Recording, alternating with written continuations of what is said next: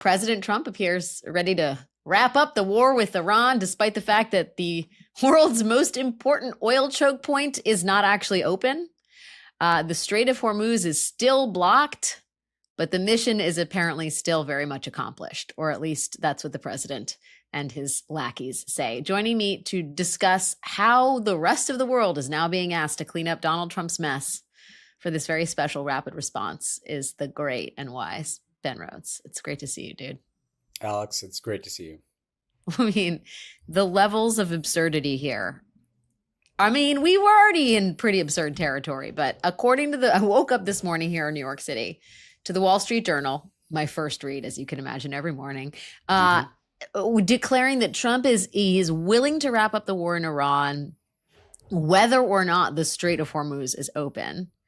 And then sort of just said, it's everybody else's job to figure that part out. Here is our Secretary of War, Pete Hegseth, effectively doubling down on Trump's position this morning in a press briefing. Let us take a listen, Ben. I think the president was clear this morning in his truth that there are countries around the world who ought to be prepared to step up on this critical waterway as well. It's not just the United States Navy.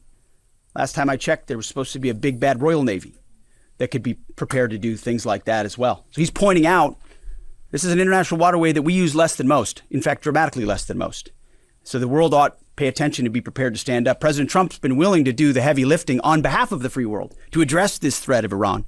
It's not just our problem set going forward, even though we have done the lion's share of preparation to ensure that that strait will be open, which is an outcome the president's been very clear on. Oh yeah, the lion's share of destroying all the circumstances on the ground that have led to the closure of that strait. But the big bad Royal Navy needs to come to the rescue here. This isn't a U.S. problem. Ben, your thoughts? There's just so many things to say, Alex. I think I just start with the basic point that we are already far worse off than we were before this war. I mean, it is remarkable the damage that has been done in the month without accomplishing anything of note, right? So the United States and Israel assassinated the 86-year-old supreme leader so that he could be replaced by his much more radical and younger son. The United States and Israel killed a bunch of Iranian leaders that we might have negotiated with so that the Iranian Revolutionary Guard Corps, the most hardline people in Iran, now seem to control Iran and also are running the Strait of Hormuz, through which 20% of the world's fossil fuel energy flows, like a fucking toll road, where, I mean, quite literally, where they're charging money and making lots of revenue from controlling the strait. And the global economy is on the precipice of catastrophe because of this. Now, for Trump to say that because we don't have ships going through the strait, or because Europe and Asia get more energy from the Strait of Hormuz, if you've ever wondered, Alex, when the kind of rank and competence of the Trump administration would catch up to us, it is this, because he fundamentally either doesn't seem to understand or care how global energy markets work. Try explaining to an American who is paying significantly more money at the pump that the Strait of Hormuz has nothing to do with our energy prices. Like, it's just not how it works. Like the disruptions, the prices go up everywhere, whether or not we're literally buying gas that, goes on a tanker all the way from the Strait to the United States or not. In the same way that they fundamentally don't understand Iran, because they thought they don't have energy experts. They don't seem to have military experts. Pete Egg said that I wouldn't categorize as a military expert. They don't have people understand. He's a men's energy grooming markets. expert, Ben. He's a men's grooming expert. He's a drinking expert. So here we are. And for him to argue that the Europeans, and he seems to be particularly picking on the British for, I don't know, whatever reason, that they're going to somehow send like an armada of ships to open the Strait of Hormuz when he's treated them like absolute garbage since he came back into office, tariffing them, insulting them, and threatening to invade European territory. Why would you do that if you were Britain or any other European country? You wouldn't. So basically, whatever they say, Trump and Hegseth and the gang are in an absolute mess of their own making. The problem is the rest of us are in this mess too. Yeah, they've taken us up Schitt's Creek with them. And the idea that you're going to bully and demean our allies, who you've totally forsaken time and time again, into fixing a problem of Trump's own creation. I mean, I understand that Europe is not happy about this, and I'm sure that this is a real four-alarm fire on many fronts. But I would assume there's also a tiny bit of Schadenfreude when you're, Keir Starmer, and you get up and you're like, wait, what did they say about our Navy? Like, this is pathetic, in addition to being completely ineffectual. But the idea that this is we always knew the plan was no plan, but now it legitimately, I don't know if you think this, Ben, because there's so much desperation and disorganization that attends every move this administration makes. But to me, this represents the behavior of Trump on Truth Social, the suggestion that this war would be over without the Strait being open, which won't even accomplish the thing he needs to do politically, which is lower the price of gas. And the desperation and insanity of just trying to outsource this problem to the rest of the global community, to me, signals a new low in like their absolute mismanagement and lack of, they do not have their arms around this at all. And like, it's an hour by hour, day by day kind of strategy here, literally governing and like taking the country to war by the seat of their pants. Yeah, one of the things that's interesting is because he never really articulated objectives for this massive war that he launched, the target that he talks about just keeps shifting, right? Yeah.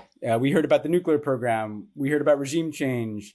Now we hear that the objective of the war is to destroy the Iranian Navy, as if any Americans had been worried about the Iranian Navy 6 weeks ago, And I think what we've encountered here is that Trump is accustomed to doing things where he can convince enough of his own supporters that he has somehow done something good. But there's literally nothing they can point to here. Like there's nothing that is better because of this war. And it is of a scale that he cannot control. He can control the narrative in American politics about, I don't know, pick the Russia hoax, as he would say, or something. But when you bomb a country of over 90 million people, that is like whatever you think about Iran, like not a country to be trifled with, right? They've got a significant military capability. They've got a significant and sophisticated internal security capability, unfortunately, for the people of Iran.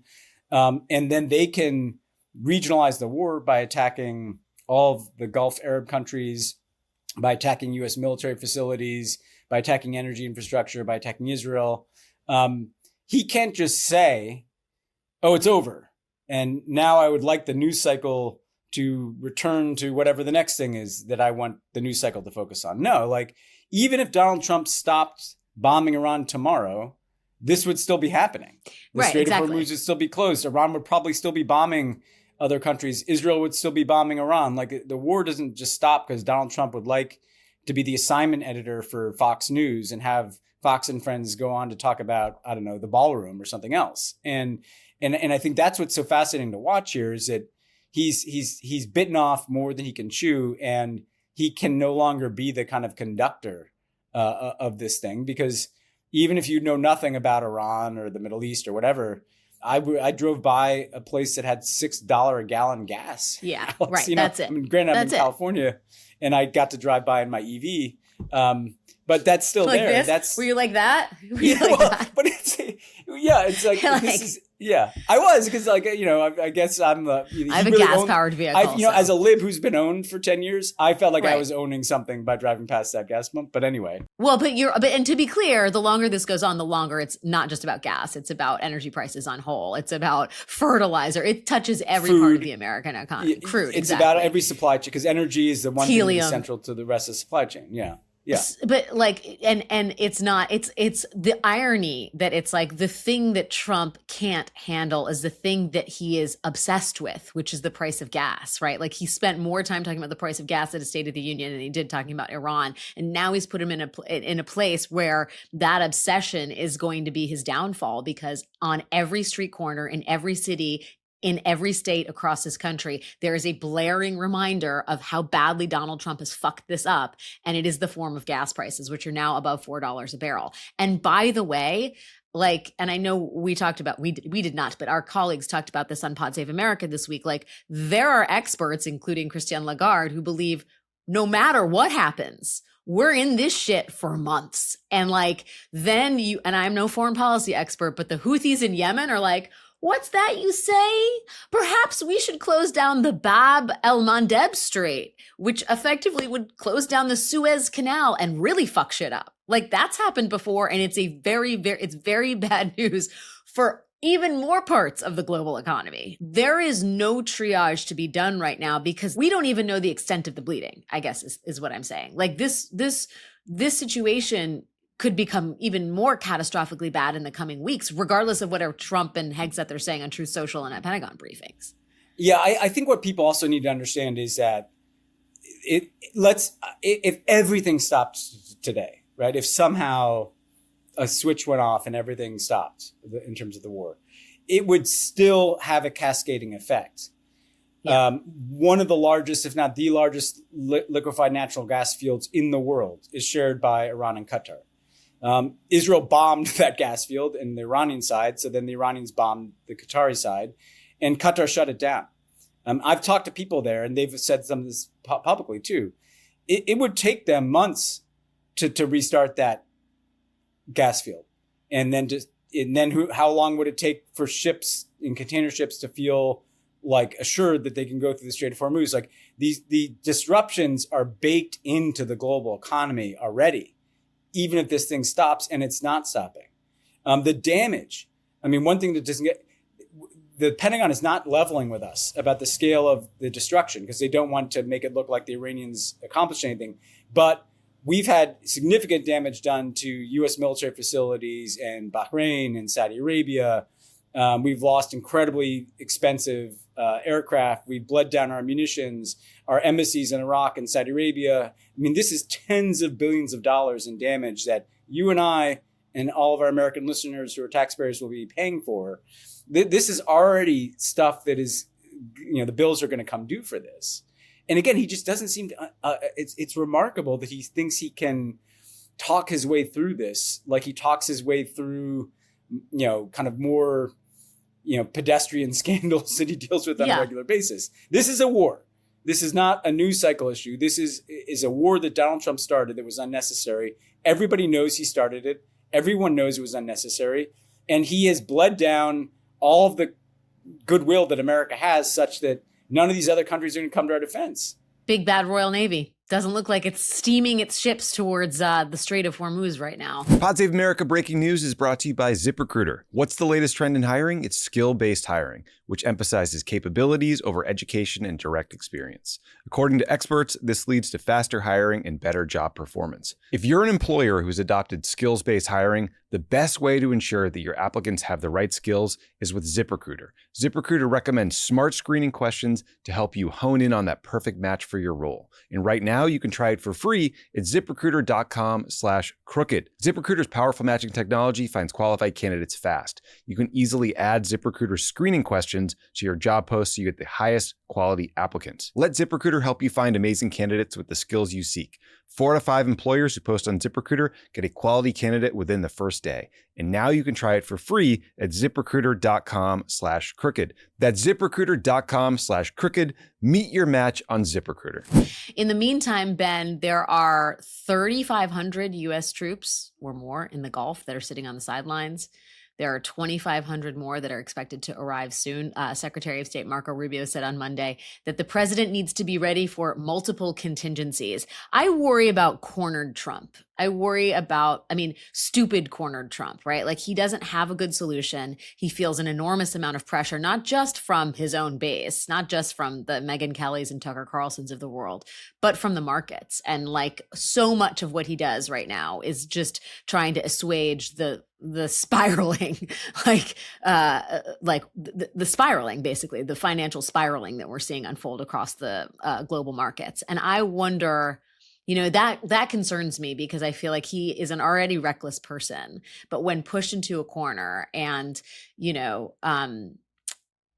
in a scenario where there are few ways out, I just wonder what that means in terms of his desire to further escalate this so he's not seen as some kind of cuck, and does that mean that he does I think one of the worst things he could do, which is send greater numbers of American troops into a war that has no outlined strategic objective and clear end path in sight. Yeah, look. There's a world in which, if you look at Trump's past behavior, right, in the lead up to this war, he was deploying all this military force to the region. We were all noticing that and thinking, well, this is the largest buildup of U.S. military assets in the Middle East that we've seen since the Iraq War. But he was talking up how he was pursuing this deal, and Jared Kushner and Steve Witkoff, noted diplomats, were negotiating with the Iranians. And then he bombed Iran, obviously, in the middle of these talks. And so part of what could be happening now is that he's pretending like things are going to come to an end and he's trying to talk down the markets. But you don't deploy the 82nd Airborne. You don't deploy all these different special forces units to the region unless you're going to use them. And so while his talk is about ending the war, that seems to be designed to calm markets. I've learned, Alex, I don't know if that the markets, in air quotes, tend to be the most credulous idiots in the world because they seem to believe every time Trump says the war is about to end, they rally, and it's like, what are you guys doing? Right. As Rachel Maddow told me, Trump burped in the Key of C, therefore the Strait of Hormuz must be opening soon. It's like, what the fuck are you guys? What tea leaves are you reading? Yeah. But so what are those troops there to do? And there's like kind of three things they could be doing. One is they could try to go in and get the highly enriched uranium that Iran has in Isfahan, which happens to be right in the center of Iran, probably by design. It's a long way in there. And so that's not necessarily going to be a quick and easy operation.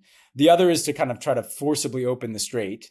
That's not, that involves holding territory along the Strait, territory that is mountainous, where those troops would be targeted with drones and mortar attacks and God knows what else. Or they could seize like these islands, and Trump loves, who had heard of Karg Island other than nerds like me, 6 weeks ago. Now but it's on the tip of our tongues. Yeah. But then they'd just be sitting on an island where they could also be targeted with drones and all other kinds of things. And so none of those scenarios sound particularly good.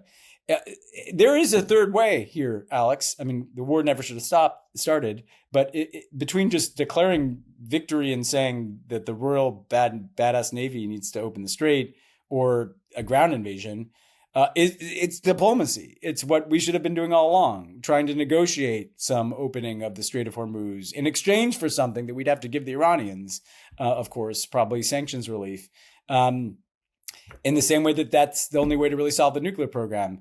But I just don't have a lot of faith in their capacity to do diplomacy. No. And so frankly, I think that the only way out is maybe if other countries can negotiate something with the Iranians and, get the US and Israel to just cut it the fuck out. I mean, that's the ultimate humiliation, right? Yeah. The baby can't change its own diaper, so we got to get called in to clean up the shit. I mean, that's really what that is. Like the idea that it's going to have to be, I don't know. I guess the shield of Americas isn't that useful as we thought it might be. The global community will have to step in and effectively cut a deal, because I don't know where you are on this. I don't believe he's talking to fucking anybody. Like, I mean, maybe it's some sort of like strange intermediary, it reminds me of when I was trying to buy booze when I was like underage in high school, and I'd be like, no, I'm going to go into this bodega and like, I'm just going to go and get some beer. And they were like, who the fuck, you don't have an ID, you got nothing.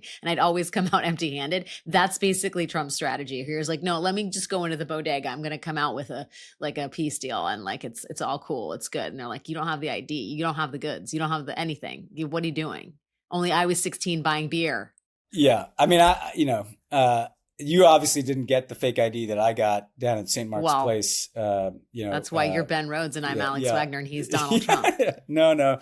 But I will say that there was this amazing moment over the weekend where the guy that Trump has said is the person that they want to talk to is the Speaker of the Iranian Parliament. Yeah. And did you see him tweet over the weekend that before the markets open on Monday, essentially Trump is going to claim that the war is about to end, and that's bullshit. And so don't listen to it. And he basically gave trading advice. And that's exactly what happened, of course. And look, I don't believe that I'm sure there are back channels, all kinds of back channels happening, because there are all kinds of countries that are desperate to end this war, who are probably talking to Iranians and Americans. But here's the reality is that Iran has now been bombed twice in the middle of negotiations.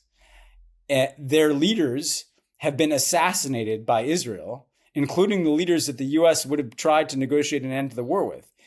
So if you're this guy, the Speaker of the Parliament, who, by the way, is not the Supreme Leader, would you really stick your neck out to engage in diplomacy with, Steve fucking Witkoff, knowing that the other people that did that either got assassinated or humiliated because, there was just some escalation after? Of course not. So I just, why he thinks he can bomb and assassinate leaders and then expect them to bail him out by, accepting shitty terms, like, this is insane. This is not how the world In the meantime, works. Israel continues its bombing campaign, right? Like that's the other part of this. It's like Trump's talking about anything. It's like his partner in all of this has no interest in any of this ending. And literal partner. I mean, literal partner. The only partner we have is Israel. The other guy fighting this war is like, what? Yeah. Oh, I didn't get pilots that in memo. the skies with our pilots, No, shared we're targeting, still in all of this. it. Yeah, we are in this. I mean, what could go wrong? It's like, I do want to say, I want this war to end. I want the Strait to be open. And I constantly have to remind myself of that like Trump's interests and my interests as someone who likes peace and doesn't want, an energy spiral, we are aligned.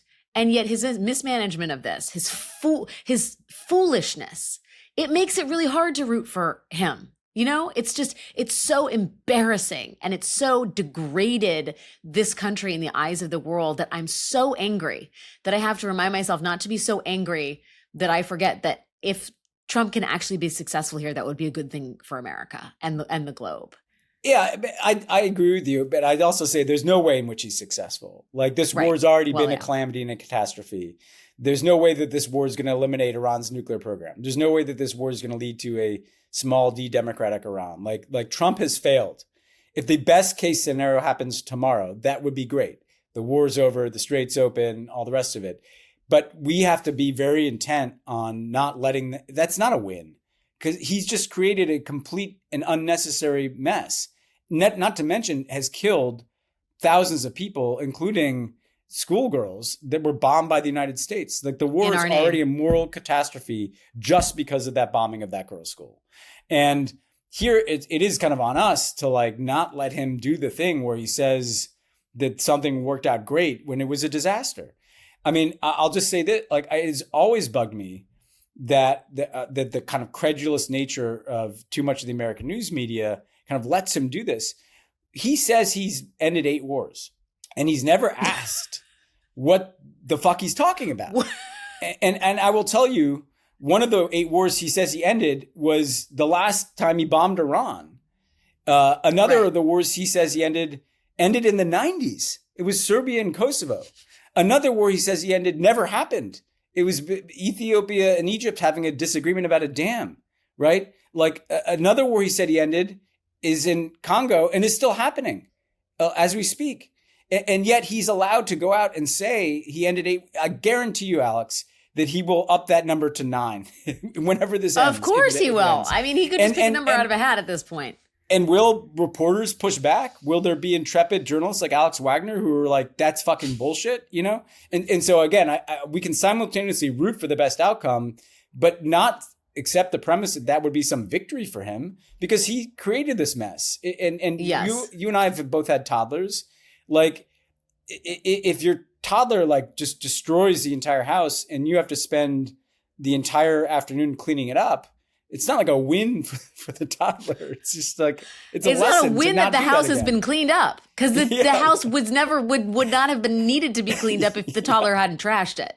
Yes. I guess just to put a finer point on what I said, I think it would be good if the Strait was reopened. Yes. And yet to watch these sort of comically inept, which is being gentle, strategizing around it, is to almost wish for it to stay closed, because it's so his behavior around this and his attitude and his posture towards it is so appalling that you almost don't want someone to help him solve the problem. But of course we do, because no one should have to suffer for Trump's idiocy. I guess I'm holding out hope that the big bad Royal Navy comes through and does the damn thing, because fucking it ain't happening with Donald Trump and Pete Hegseth. You're pointing out something that is difficult to talk about, which is that when Trump feels like he's being rewarded for reckless things that he does even more reckless things. Yeah. And so, for instance, the way that you and I talked about that Venezuela operation at the time and on a thing like this, and we thought that was a crazy thing to do. You don't just go and abduct illegally the presidents of other countries. Because that seemed to go well. And frankly, it went well in the sense that this bad guy was abducted and taken to prison. But like actually underneath the surface, the same repressive government is in charge of Venezuela. American oil companies are not rushing in. There's not really a lot of benefit from that. But because that was so easy, and he felt validated by it, I think that contributed to him doing this to Iran. I don't know that he would have done this if the Venezuela thing hadn't gone as well. So what's complicated is that you obviously want the war to end. You don't like the fucking Iranian Revolutionary Guard Corps, who are some of the biggest creeps on the planet. At the same time, you want Trump to take away from this some lesson to not fight more wars, to not go after Cuba. And exactly. And so the best, or not say like, now I have to go to Greenland because now I feel cut down to size. And so I don't want that price to be the IRGC permanently running the Strait of Hormuz as a toll road. I would like the rest of the world, including some of the good guys, our friends in Europe and Asia, to solve this problem and also not fucking go along. Like the Secretary General of NATO, the last time Trump bombed Iran, he called Trump daddy and said every now and then daddy needs to, give us a spanking or something, some really creepy thing like that. Well, that encouraged Trump to do this again. So my point is like, he does need to be met with resistance. He does need to not feel like I need to keep invading countries because it works out for me. I would like that resistance to come not from the IRGC committing acts of violence across the region, but from the rest of the world saying that we're going to put an end to this and somehow creating enough of a united front against Trump that he doesn't do this shit again. And it's great. I know what people say. Oh, you're rooting against America. I'm not. No. I'm rooting for America because it'd be bad for America to keep fighting wars. So to root Trump for is bad America for America means to root against Trump, believing he can fucking keep doing this. And that's the key, is to keep in mind the greater good of this nation is preserved by keeping Trump in check. And that's a fine line to tread, but one that we are going to be asked to tread evermore in the coming days. Ben Rhodes, thank you for joining me to respond to this outrageous series of developments. Each day, more outrageous than the next. Subscribe to Runaway Country and subscribe to our YouTube channel, because that's how you get amazing bonus content like this with me and Ben Rhodes just tearing our hair out. Runaway Country is appointment listening and viewing for me, Alex. I've told you this offline. And this is why, you're invited again and again whenever you have the time, my friend. Thank you for sharing this moment with me.